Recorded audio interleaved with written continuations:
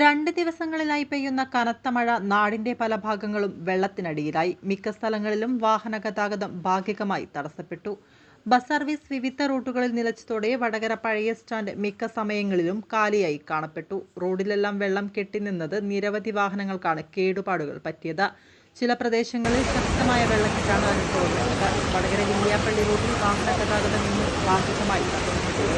വലിയ വാഹനങ്ങൾ മാത്രമാണ് ഇന്ന് പൂർണ്ണമായി സർവീസ് നടത്താൻ കഴിഞ്ഞത്. ഇന്നലെ വെള്ളക്കെട്ട് മൂലം ദുരിതമനുഭവിച്ച വീടുകളും പ്രദേശങ്ങളുമെല്ലാം ഇന്നും അതേ അവസ്ഥയിൽ തന്നെയാണ് കാണപ്പെട്ടത്. ഇന്ന് ഉച്ചയ്ക്ക് പെയ്ത മഴയോടുകൂടി വടകര പുതിയ ബസ് സ്റ്റാൻഡും വെള്ളത്തിനടിയിലായി. വില്യാപ്പള്ളി ടൗണിലും പല കടകളിലും വെള്ളം കയറി ദുരിതത്തിലായി. കുണ്ടും കുഴികളും നിറഞ്ഞ പല റോഡുകളും വെള്ളം കയറിയതോടെ വൻ വെല്ലുവിളിയായി മാറിയിരിക്കുകയാണ്. ഏറെ ബുദ്ധിമുട്ടായത് വില്യാപ്പള്ളി വടകര റൂട്ടിൽ സർവീസ് നടത്തുന്ന വാഹനങ്ങളാണ്.